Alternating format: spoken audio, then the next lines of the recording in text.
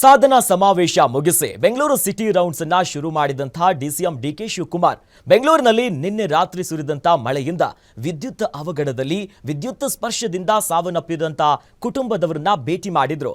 BTM ಲೇಔಟ್ನ 2ನೇ ಹಂತದ dollars colony ಬಳಿಯ ಎನ್ಎಸ್ ಪಾಳ್ಯಗೆ ಭೇಟಿ ಕೊಟ್ಟು ನಿನ್ನೆ ಮೃತಪಟ್ಟಿರುವಂತಹ ಕುಟುಂಬದವರನ್ನ ಮಾತನಾಡಿಸಿ ಸಾಂತ್ವನವನ್ನ ಹೇಳಿದ್ರು ಡಿಸಿಎಂ ಡಿಕೆ ಶಿವಕುಮಾರ್ ಅವರು. ನಂತರ ಮಾತನಾಡಿದಂತಹ ಡಿಸಿಎಂ ಡಿಕೆ ಶಿವಕುಮಾರ್ ಬೆಂಗಳೂರಿನಲ್ಲಿ ಕೆಲವು ಕಡೆ ಕೆರೆಯ ಪಕ್ಕ ಮನೆಯನ್ನ ಕಟ್ಟಿದ್ದಾರೆ. ಮುಂದೆ ಇಂತಹ ಪ್ರದೇಶಗಳಲ್ಲಿ ಬೇಸ್ಮೆಂಟ್ ಇರದ ಹಾಗೆ ಹೊಸ ಕಾನೂನನ್ನ ತರ್ತೇವೆ. ಬೇಸ್ಮೆಂಟ್ ಮೇಲೆ ಪಾರ್ಕಿಂಗ್ ಮಾಡದಂತೆಯೂ ಕೂಡ ನಿಯಮವನ್ನ ತರ್ತೇವೆ. ಇನ್ನು ಮಳೆಯಿಂದ ಸಾಕಷ್ಟು ಹಾನಿಯಾಗಿದೆ. ಈ ಕುರಿತು ಪ್ರತ್ಯೇಕ ಕಾನೂನನ್ನ ತರ್ತೀನಿ ಅನ್ನೋದಾಗಿ ಹೇಳಿಕೆಯನ್ನ ಕೊಟ್ಟಿದ್ದಾರೆ.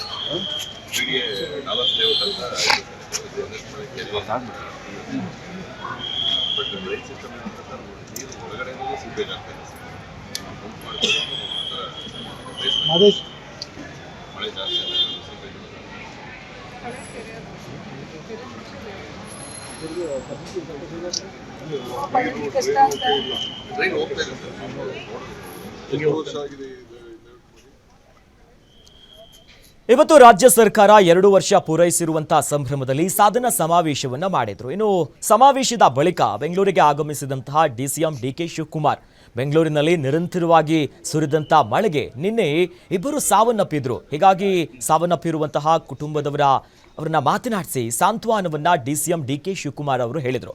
ಬಳಿಕ ಮಾತನಾಡಿದಂಥ ಡಿಸಿಎಂ ಬಹಳ ಪ್ರಮುಖವಾಗಿ ಈ ರೀತಿಯಾದಂತಹ ಅವಾಂತರಗಳು ಬೆಂಗಳೂರಿನಲ್ಲಿ ಆಗ್ತಾ ಇದೆ. ಹೀಗಾಗಿ ಪ್ರತ್ಯೇಕವಾದಂತಹ ಕಾನೂನನ್ನ ಮುಂದಿನ ದಿನದಲ್ಲಿ ತರ್ತೇವೆ ಅನ್ನೋದಾಗಿ ಹೇಳಿಕೆಯನ್ನ ಕೊಟ್ಟಿದ್ದಾರೆ.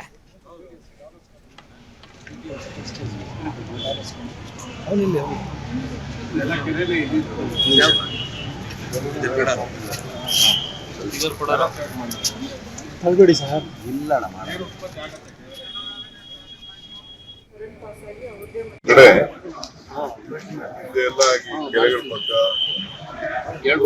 ಕೆರೆಗಳ ಪಕ್ಕ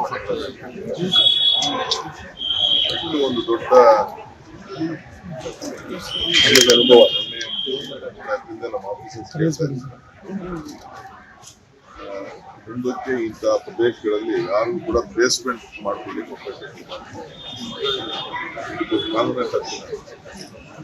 ಏನದು ಮೇಲ್ಗಡೆ ಮಾಡ್ತೀವಿ, ಬೇಸ್ಮೆಂಟ್ ಮಾಡಿದೆ ಕಾರ್ ಪಾರ್ಕಿಂಗ್ ಎಲ್ಲ ಗ್ರೌಂಡ್ ಫ್ಲೋರಲ್ಲೇ ಮಾಡ್ಕೊಂಡು ಮನೆಗಳ ಮೇಲ್ಗಡೆ ಯಾಕೆಂದ್ರೆ ಎಲ್ಲ ಕಡೆ ಈ ಥರ ಪಂಪ್ ಹಾಕೊಂಡು ನೀರು ಮುಚ್ಕೊಳ್ಳೋದು ಮಾಡೋದೆಲ್ಲ ಕೂಡ